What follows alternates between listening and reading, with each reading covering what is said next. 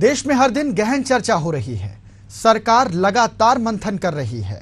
प्रधानमंत्री नरेंद्र मोदी समाज को दुहाई दे रहे हैं, हाथ जोड़कर अपील कर रहे हैं, फिर भी नारी सुरक्षित जीवन नहीं जी पा रही। कब कौन कहां उसे अपनी दरिंदगी का शिकार बनाएगा, कौन उसकी असमत लूट लेगा, कौन उसकी जिंदगी ही छीन लेगा, कुछ भी नहीं पता। देश की नारी खौफ के साए में जी रही है। उसका परिवार उसके लौटने तक तनाव में जीता है। लेकिन पैशाचिक मनोवृत्ति के लोगों को इन बातों से कोई फर्क नहीं पड़ता। जी हां, ये एक हकीकत है जिसका कड़वा घूंट पूरा देश पी रहा है।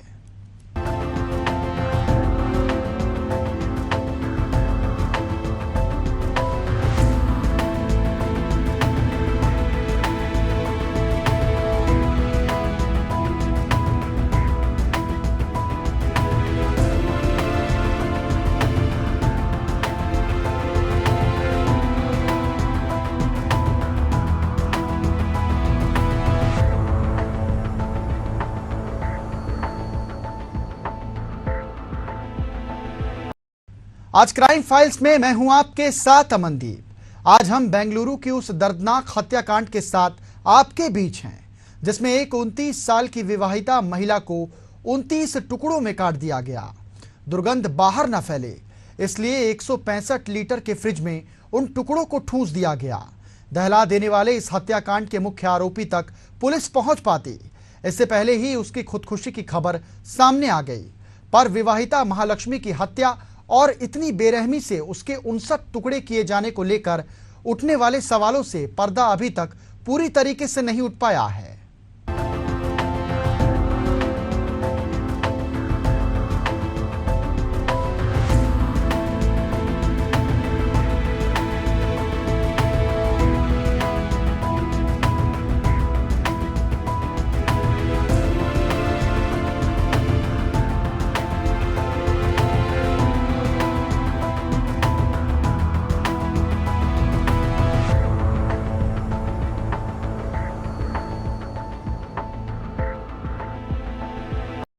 दिल्ली से 2 साल पहले श्रद्धा वॉकर हत्याकांड सामने आया था। इस खबर से पूरा देश दहल गया था। श्रद्धा के लिव इन पार्टनर आफताब ने श्रद्धा की हत्या के बाद उसकी लाश के 35 टुकड़े कर दिए। अपने गुनाह के निशान मिटाने के लिए नरपिशाच उन टुकड़ों को धीरे धीरे फेंकता गया। तो अब खबर बेंगलुरु से सामने आई है, जहां महालक्ष्मी के शरीर के 59 टुकड़े कर दिए गए। लाश को ठिकाने लगाने की जगह नहीं मिली तो टुकड़ों में बटे लाश को फ्रिज के भीतर ठूंस दिया गया। एक रिपोर्ट आपको दिखाते हैं।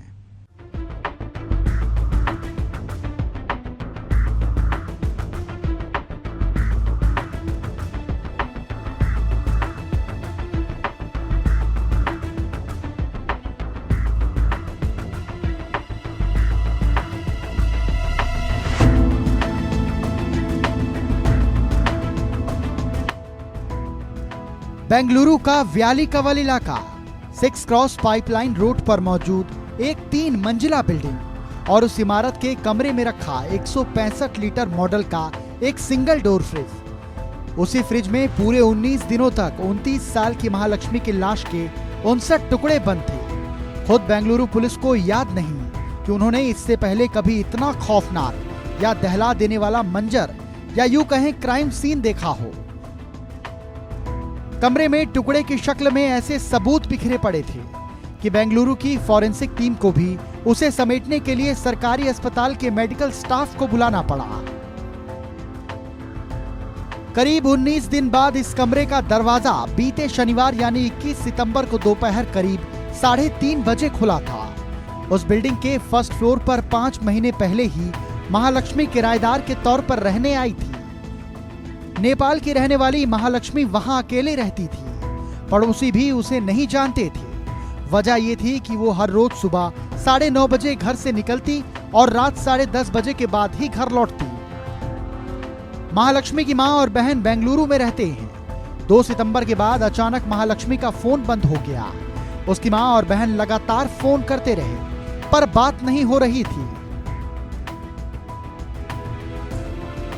इसी बीच 20 सितंबर को कुछ पड़ोसियों ने बिल्डिंग के मालिक को शिकायत करते हुए बताया कि बंद पड़े महालक्ष्मी के घर के अंदर से अजीब सी बदबू आ रही है।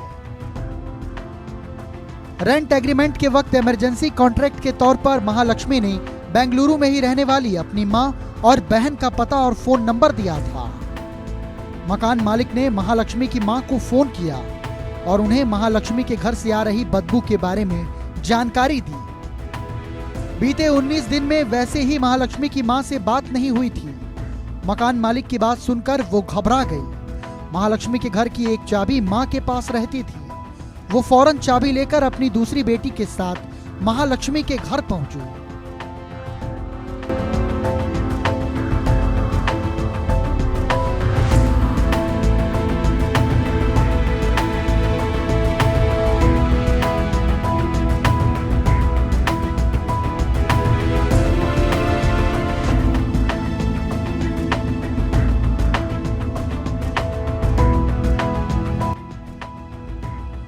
मकान मालिक और पड़ोसियों की मौजूदगी में घर का दरवाजा खोला गया, लेकिन दरवाजा खुलते ही अंदर से इतनी तेज बदबू आई कि सभी पीछे हट गए।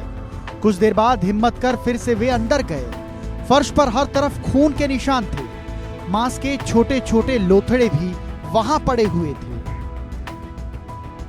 और खून की एक सूखी हुई लकीर कमरे के रखे फ्रिज तक जा रही थी। जैसे ही फ्रिज का दरवाजा खुला, एक चीख के साथ सभी लोग उल्टे पैर कमरे से बाहर निकल गए।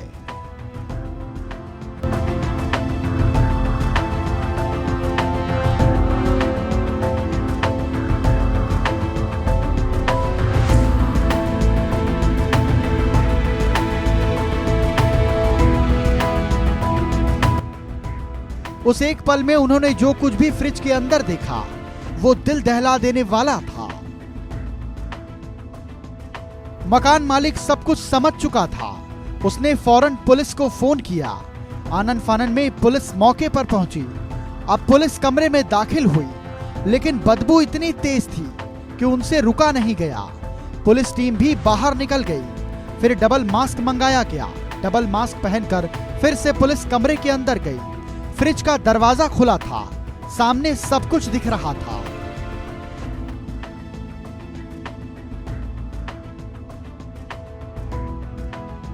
फ्रिज के सबसे ऊपरी खाने में 2 इंसानी पैर रखे थे। बीच के खाने में इंसानी जिस्म के साथ अलग अलग हिस्से और सबसे निचले खाने में महालक्ष्मी का सिर रखा गया था।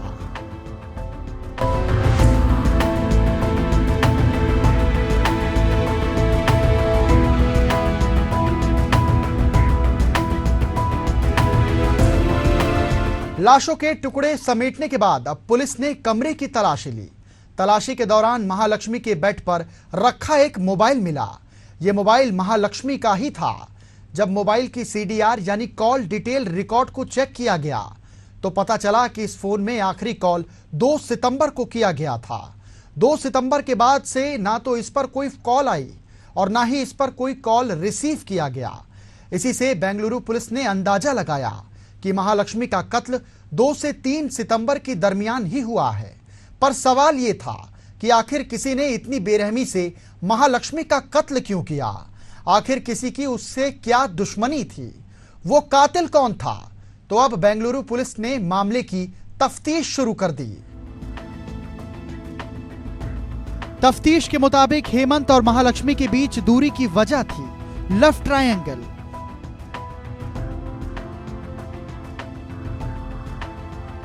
हेमंत को शक था कि उत्तराखंड के रहने वाले एक हेयर ड्रेसर अशरफ और महालक्ष्मी के बीच अफेयर चल रहा है। इस बात को लेकर हेमंत और महालक्ष्मी के बीच काफी झगड़ा होता था। इसी झगड़े की वजह से करीब 9 महीने पहले महालक्ष्मी अपने पति हेमंत से अलग रहने लगी थी।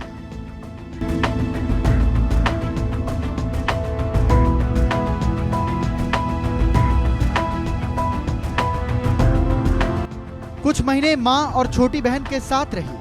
फिर 5 महीने पहले किराए के घर में शिफ्ट हो गई थी।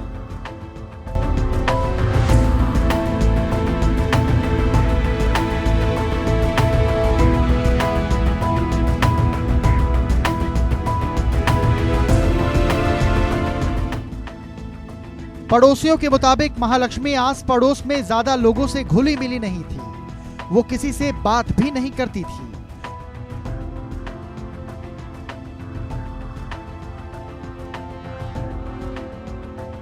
रोजाना सुबह 9:30 बजे काम पर चली जाती थी और रात 10:30 बजे घर लौट कर आती थी। पड़ोसियों ने कई बार एक अजनबी शख्स को महालक्ष्मी को घर से पिक और ड्रॉप करते हुए देखा था, लेकिन वो शख्स कौन था कोई नहीं जानता।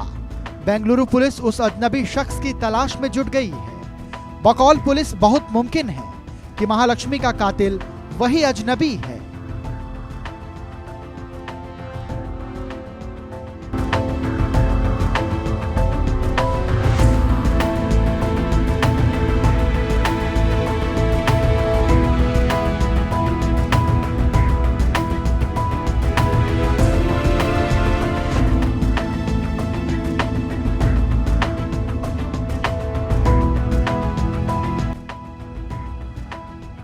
बेंगलुरु पुलिस के मुताबिक वो अब तक महालक्ष्मी के पति हेमंत दास और उस हेयर ड्रेसर अशरफ से लंबी पूछताछ कर चुकी थी, लेकिन इन दोनों से शुरुआती पूछताछ के बाद पुलिस इस नतीजे पर पहुंची कि महालक्ष्मी के कत्ल में इन दोनों का कोई हाथ नहीं था। इन दोनों के मोबाइल लोकेशन और कॉल डिटेल रिकॉर्ड में भी 2 सितंबर से 19 सितंबर तक ऐसा कुछ नहीं मिला जिनसे इन पर शक किया जा सके।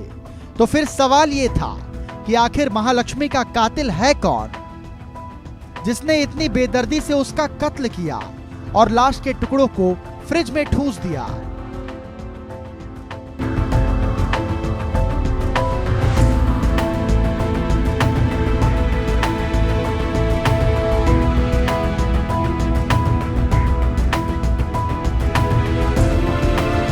बेंगलुरु पुलिस के मुताबिक महालक्ष्मी के मोबाइल की कॉल डिटेल की शक की सुई को अजनबी की तरफ घुमा रही थी। हालांकि बकौल पुलिस उस अजनबी की जानकारी उनके पास है, उसका नाम भी उन्हें पता है। यहाँ तक कि ये भी पता है कि महालक्ष्मी के कत्ल के बाद वो भुवनेश्वर के रास्ते पश्चिम बंगाल जा चुका है। पुलिस इसलिए उसके नाम का फिलहाल खुलासा नहीं करना चाहती ताकि वो अलर्ट ना हो जाए। पर बेंगलुरु पुलिस की माने तो एक बार फिर से वो शख्स हाथ आ गया तो सारे सवालों के जवाब उन्हें मिल जाएंगे।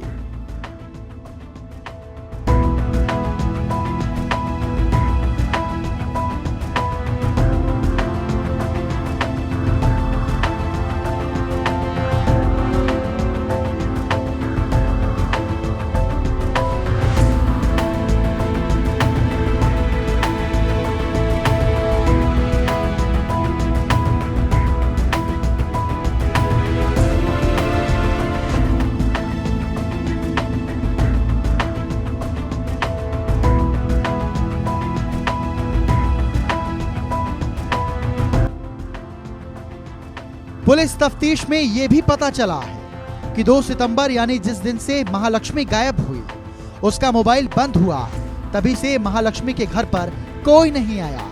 यहां तक कि पड़ोसियों ने भी 2 सितंबर या उसके बाद कभी महालक्ष्मी के घर से कोई ऐसी आवाज नहीं सुनी जिससे उन्हें शक होता।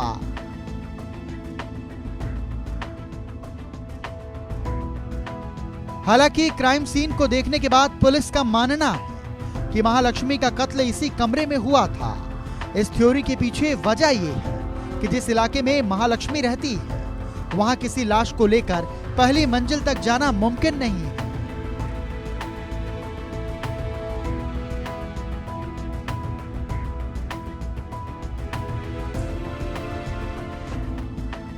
बकौल पुलिस बहुत मुमकिन है कि कत्ल से पहले महालक्ष्मी को कोई बेहोशी या नींद की दवा दी गई हो और इसलिए घर से कोई आवाज नहीं आई। जिस तरह से कत्ल के बाद महालक्ष्मी की लाश के टुकड़े किए गए उसे देखकर पुलिस को लगता है कि कातिल जल्दबाजी में नहीं था, यानी कातिल ने घर के अंदर तसल्ली से लाश के टुकड़े किए, यानी कत्ल के बाद भी वो कई घंटे या बहुत मुमकिन है कि पूरी रात वहीं रहा। हालांकि हैरानी इस बात पर है कि किसी ने उसे जाते हुए नहीं देखा, पर गौर करने वाली बात यह है कि जिस पुलिस को इस बात की भनक नहीं लगी कि कातिल भुवनेश्वर के रास्ते पश्चिम बंगाल जा चुका है, तो जाहिर है कि वो कातिल का असली नाम चेहरा भी जरूर जानती होगी। लिहाजा उम्मीद के मुताबिक पुलिस उस तीसरे शख्स तक पहुंच तो गई, लेकिन इससे पहले ही उसने खुदकुशी कारित कर ली, जिसका नाम मुक्ति रंजन रॉय के तौर पर सामने आया।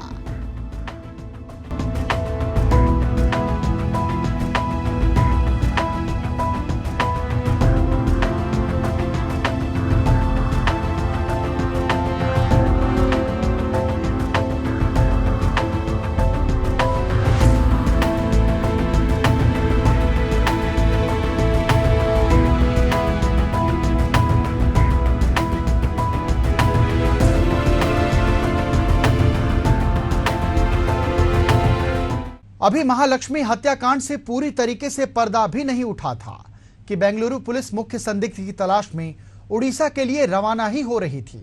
तभी उड़ीसा के भद्रक इलाके में एक व्यक्ति की पेड़ से लटकी लाश मिलने की खबर से पुलिस के कान खड़े हो गए। पुलिस टीम मौके पर पहुंची और मृतक की पहचान मुक्ति रंजन राय के रूप में की, जिसके पास एक बैग, नोटबुक और स्कूटी बरामद हुई। दरअसल ये वही शख्स था जिसकी तलाश में बेंगलुरु पुलिस उड़ीसा के लिए रवाना हुई थी। उसने खुदकुशी से पहले अपने भाई को सारी सच्चाई उगल दी थी। सुसाइड नोट में मुक्ति रंजन ने कबूल किया कि उसने बेंगलोर में महालक्ष्मी नाम की एक महिला की हत्या की थी। इसके बाद उसके शव के टुकड़े कर उन्हें फ्रिज में रखा था। बेंगलोर पुलिस द्वारा मुक्ति के भाई से पूछताछ के दौरान इस सुसाइड की जानकारी मिली, जिसके बाद बेंगलोर पुलिस ने उड़ीसा पुलिस से संपर्क कर मामले की पुष्टि की। उड़ीसा पुलिस के अनुसार मुक्ति ने सुबह 5 से 5:30 के बीच में सुसाइड कर लिया था, जबकि बेंगलुरु पुलिस उसकी लोकेशन ट्रैक कर रही थी और जल्द ही उसे पकड़ने वाली थी।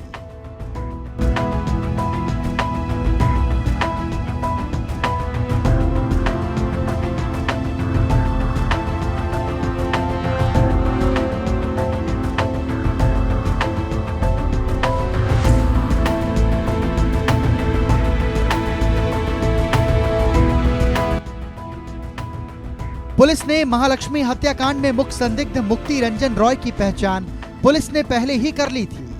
पुलिस सूत्रों का कहना है कि लेकिन वो आरोपी कत्ल के बाद से ही फरार चल रहा था, जिसके चलते बेंगलुरु पुलिस ने कई राज्यों में उसकी तलाश शुरू कर दी थी।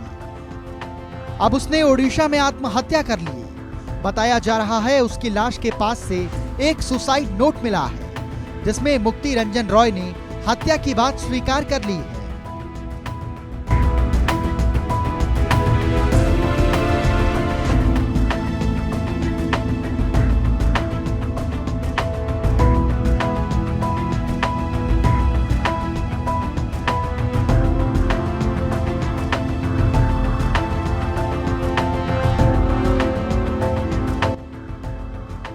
कमरे की जांच पड़ताल के बाद पुलिस का यह भी मानना है कि कत्ल उसी कमरे में हुआ और लाश के टुकड़े भी वहीं किए गए, क्योंकि कमरे से बैग में लाश के टुकड़ों को बाहर ले जाना आसान नहीं था।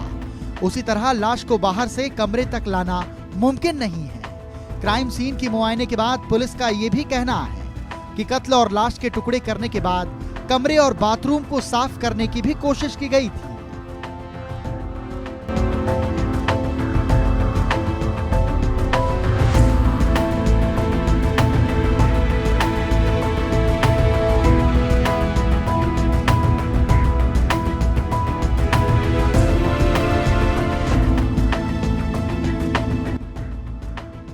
अब सबसे बड़ा सवाल ये है कि महालक्ष्मी का कातिल कौन है और कत्ल की वजह क्या है। तो बेंगलुरु पुलिस की माने तो उन्होंने महालक्ष्मी के कातिल को ढूंढ निकाला।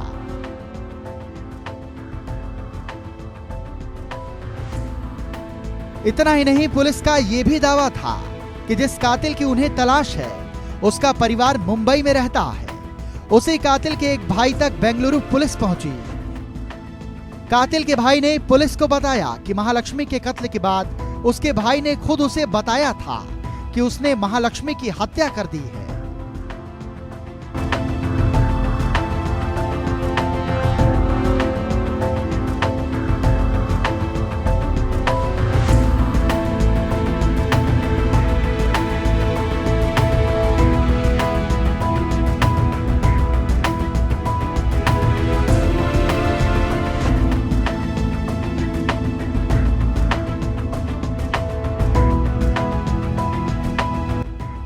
जिस व्याली कवल इलाके में महालक्ष्मी रहा करती थी, उसके घर को आने और जाने वाले रास्तों पर कुछ जगह सीसीटीवी कैमरे लगे थे। उनके कैमरे में भी वो कातिल कैद हो चुका था।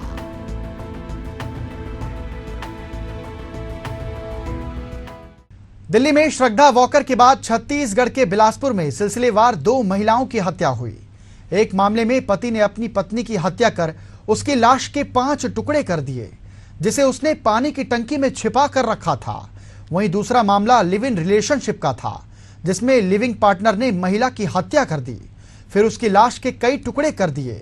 जिसे वो किसी तरह ठिकाने लगाना चाहता था, लेकिन पुलिस ने उसे धर दबोचा। अब बेंगलुरु में महालक्ष्मी की हत्या ने पैशाचिक कृत्य की सारी सीमाओं को लांघ दिया है। कातिल का नाम मुक्ति रंजन रॉय। आखिर कौन था मुक्ति रंजन रॉय और क्यों उसने महालक्ष्मी को मार डाला? इस समय मुक्ति कहां है? इन सभी सवालों को पुलिस जानना चाह रही थी। केस की इन्वेस्टिगेशन और तेज की गई। पता चला कि मुक्ति रंजन ओडिशा में है। पुलिस अलर्ट हो गई। तभी चौंकाने वाली खबर सामने आई। 25 सितंबर को पुलिस को भद्रक शहर में मुक्ति रंजन रॉय का शव मिला। मुक्ति ने सुसाइड कर लिया था। आरोपी के पास पुलिस को एक डायरी और डेथ नोट मिला।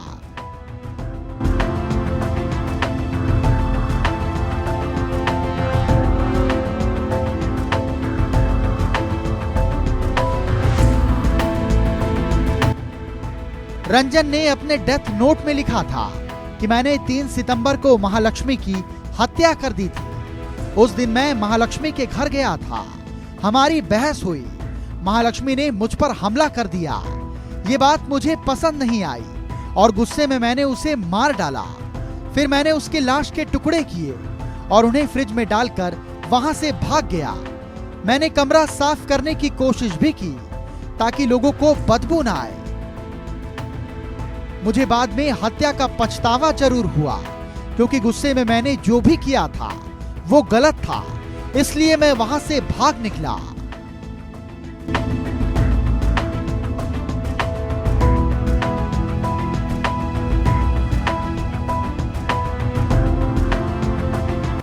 ओडिशा के फंडी गांव का रहने वाला मुक्ति रंजन पिछले दिन सुबह यानी 24 सितंबर को ही घर आया था। वो कुछ देर तक घर पर रुका और रात को स्कूटी से बाहर चला गया। इस बार वो अपना लैपटॉप लेकर चला गया और उसके बाद वो कहां गया किसी को नहीं पता। अगले दिन उसका शव कूलेपाड़ा नामक कब्रिस्तान में लटका हुआ मिला। इस तरह बेंगलुरु पुलिस ने महालक्ष्मी हत्याकांड की गुत्थी को सुलझा लिया। Bureau report, Asian news.